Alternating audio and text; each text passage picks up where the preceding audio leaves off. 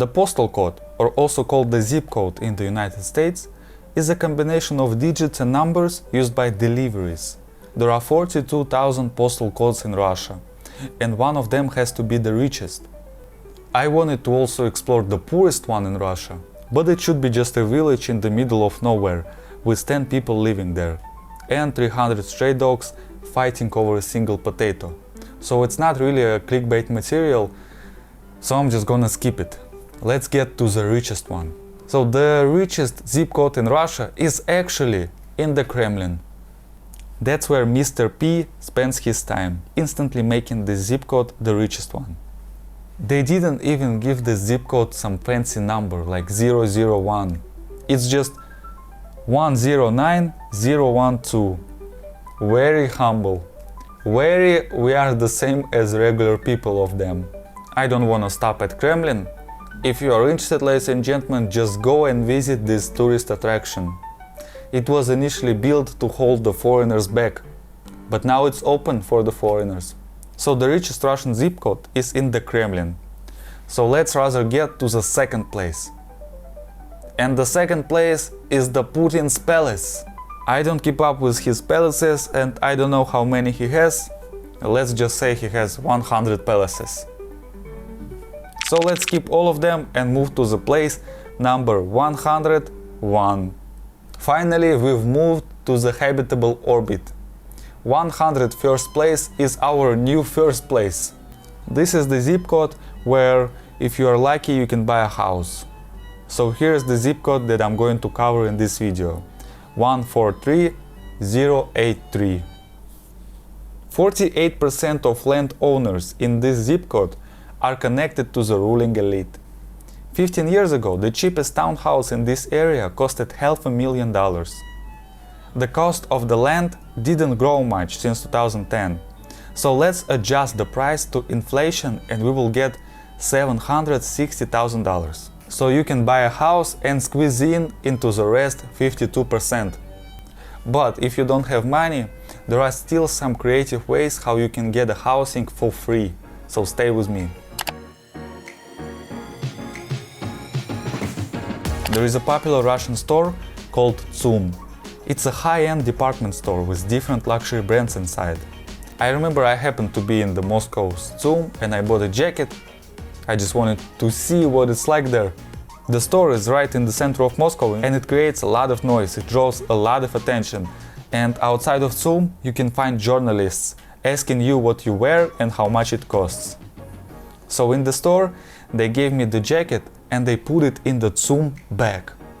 People used to resell these bags on the marketplaces, so you can buy it and pretend that you bought something from the store. I started looking at this bag like, what's so special about it? And there is absolutely nothing special. But I've noticed one interesting thing, and it was the addresses of other Tsum stores. So there is a Tsum store in the center of Moscow, it makes sense. And there is one more store in a village. At the first glance I was confused. Why would they put a store in a village? But then I remembered, this village is the richest place in Russia. First time I heard about this village was when I was watching a TV show called Barvikha, which portrayed a luxurious life of high school students. It was released in 2009. And in this series, the students used to go to school on helicopters and Rolls Royces. And they looked like kids from aristocratic families in the UK. The series didn't just portray the luxurious side of Russia, but also showed what country was considered cool at that time, and it was the UK. This show didn't become popular and it finished after the second season. A bit more popularity gained another series about the homeless people in Barvikha, who, in just one dumpster dive, would collect assets worth more than an annual salary of an average Russian person. It was very interesting, very entertaining. The heart of the village is the Meyendorf Castle. In the mid-19th century, General Alexander Kozakov purchased the land. His daughter, Nadezhda, married Baron Mikhail Meyendorf and transformed the land into aristocratic retreat, Just like Russian teenagers were influenced by the UK in the early 2000s, Russian aristocracy of the 19th century was influenced by the French. They used to speak French on a daily basis, including the emperor.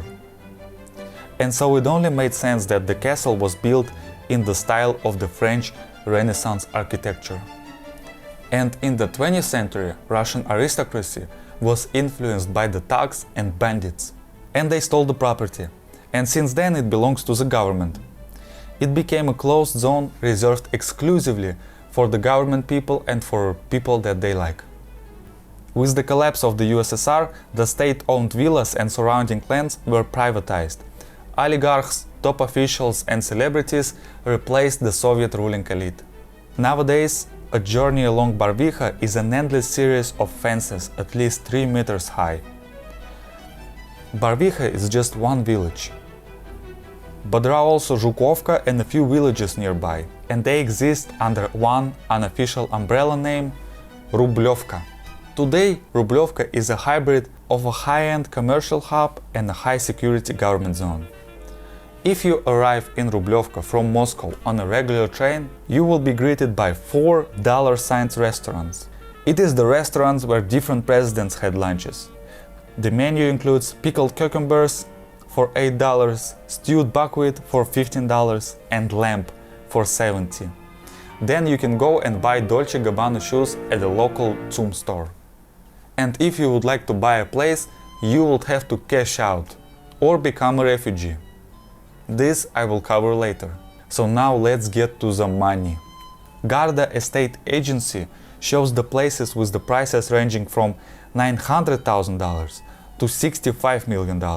So if money is the problem, you can get a free housing just by becoming a refugee. Here is one interesting case. Edward Lee Howard. In 1984, he got fired from the CIA. Then he walked into the Soviet embassy in Vienna and offered to sell the US secrets for $150,000.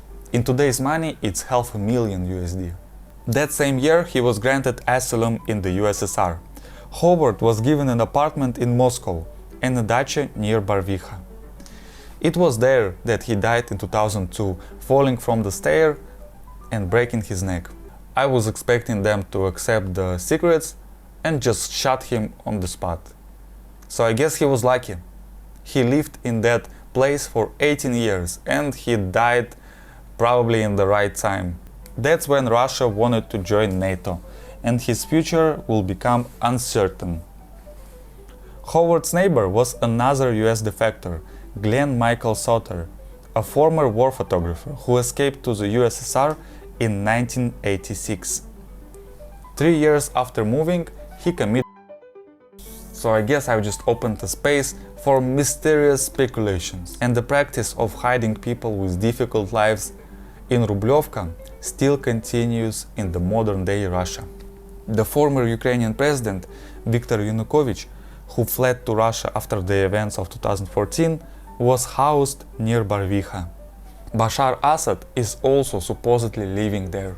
So there you have it, zip code 143083, the richest in Russia. A magical place where the cucumbers cost $8, the fences are taller than the trees, and where your neighbors might be the former presidents and defectors. So ladies and gentlemen, see you in the next video, most likely from a much cheaper zip code.